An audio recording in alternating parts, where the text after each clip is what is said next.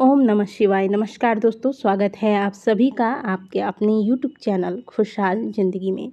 दोस्तों, कैसे हैं आप सभी, ये बताने के लिए कमेंट बॉक्स में हर हर महादेव अवश्य लिखिएगा।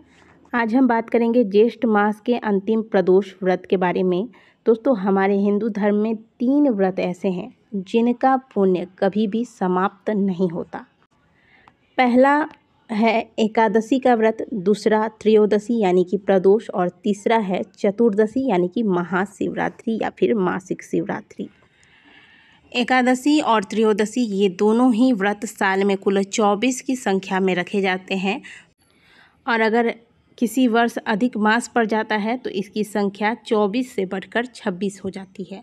और बात करें शिवरात्रि की तो साल में कुल 12 शिवरात्रि के व्रत रखे जाते हैं, जिनमें से एक है महाशिवरात्रि। तो आज हम बात कर रहे हैं प्रदोष व्रत के बारे में, जो कि प्रत्येक मास के कृष्ण पक्ष और शुक्ल पक्ष की त्रयोदशी तिथि को रखा जाता है।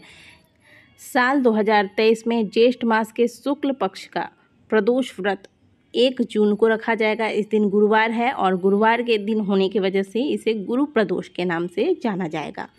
प्रदोष व्रत की महिमा हमारे शास्त्रों में बहुत ज़्यादा बताई गई है। कहा जाता है कि व्यक्ति के जीवन में यदि किसी भी प्रकार का दोष हो, बहुत कठिन समय चल रहा हो, दुर्भाग्य ने घेर रखा हो, तो ऐसे व्यक्ति को प्रदोष व्रत का पालन करना चाहिए।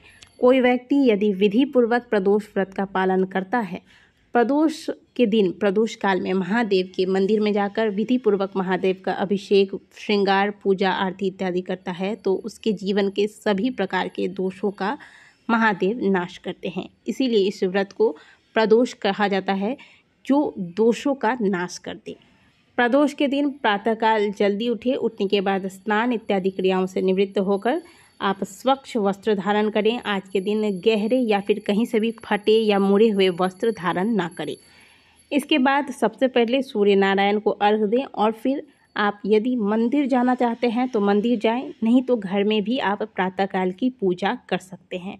व्रत करते हैं तो व्रत का संकल्प आप लेंगे, व्रत नहीं करते तो आप बिना संकल्प लिए ही महादेव की पूजा घर पे सुंदर तरीके से कर ले। दिन भर जो व्रत करते हैं वह फलाहार लेंगे एक बार, और जो लोग व्रत नहीं करते वह शुद्ध सात्विक भोजन लेंगे। महादेव का ध्यान किसी भी कार्य में आप चाहे हों, लेकिन ध्यान महादेव पर बना रहे। मन ही मन श्री शिवाय नमस्तुभ्यम का स्मरण आपका बना रहे। अब प्रदोष काल में आप, प्रदोष काल कौन सा है पहले ये भी अच्छे से समझ लीजिए कि सूर्यास्त होने के पहले का जो 45 मिनट होता है और सूर्यास्त होने के बाद का 45 मिनट, ये जो बीच का जो समय होता है यह होता है प्रदोष का। तो इस समय में महादेव की पूजा प्रदोष के दिन की जाती है। अब आप इससे पहले यह समय आरंभ हो, इससे पहले ही आप पुनः एक बार संभव हो तो स्नान कर लें। स्नान नहीं कर सकते तो मुँह हाथ धोकर स्वच्छ वस्त्र धारण करें। पूजा की थाली सजाएं, इसमें बेलपत्र, समी के पत्ते, भस्म, अक्षत, पुष्प, धूप, दीप, नैवेद्य, बेलपत्र इत्यादि जो जो चीज़ें आपको प्राप्त हो जाए वो सारी चीज़ें आप थाली में सुंदर से सजा लें। पंचामृत की व्यवस्था करते हैं, बहुत अच्छी बात है। नहीं हो पाता है तो कोई बात नहीं, शुद्ध जल में गंगा जल मिलाकर घर से आप भर कर लेके जाएंगे। मंदिर पहुंचकर सबसे पहले महादेव के दर्शन करें। इसके बाद आप महादेव का अभिषेक कीजिएगा।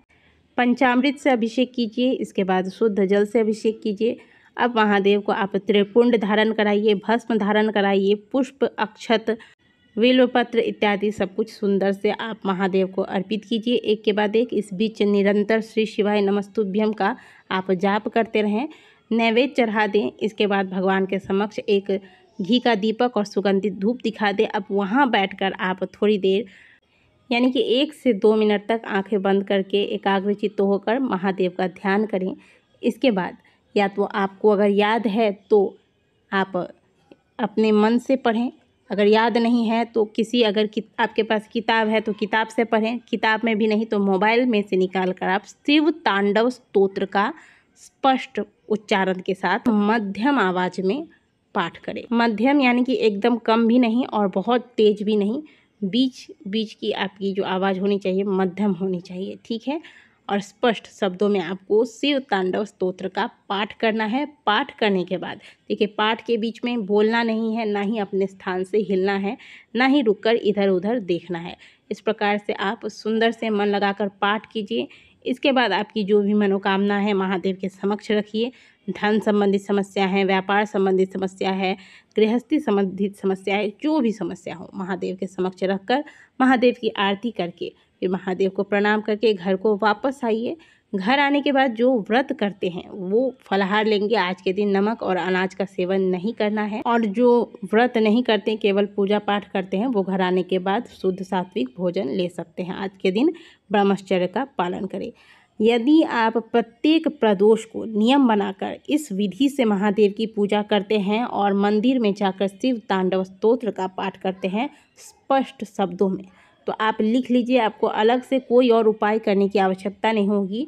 आपके जीवन की सभी समस्याएं महादेव यूं ही सुलझा देंगे। शिव तांडव स्तोत्र से महादेव बहुत जल्दी प्रसन्न हो जाते हैं अपने भक्तों पर। और अगर आप प्रदोष के दिन प्रदोष काल में महादेव के मंदिर में बैठकर अगर इसका पाठ करते हैं फिर तो कहना ही क्या, सोने पे सुहागा है यह।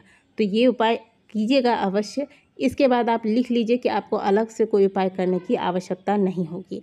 अब रही बात जो लोग मंदिर नहीं जा सकते, वो क्या करेंगे? प्रदोष के दिन मंदिर नहीं जा सकते, कोई उपाय नहीं कर पाते, मंदिर में पूजा नहीं करने देते, तो ऐसे में आप क्या कीजिएगा? प्रदोष के दिन प्रदोष काल में महादेव का ध्यान करके, यदि आप धन संबंधित समस्या से परेशान हैं तो लक्ष्मी प्राप्ति की कामना करके महादेव का ध्यान कीजिए और एक दीपक घर के मुख्य द्वार पर प्रदोष के दिन प्रदोष काल में लगा दीजिए।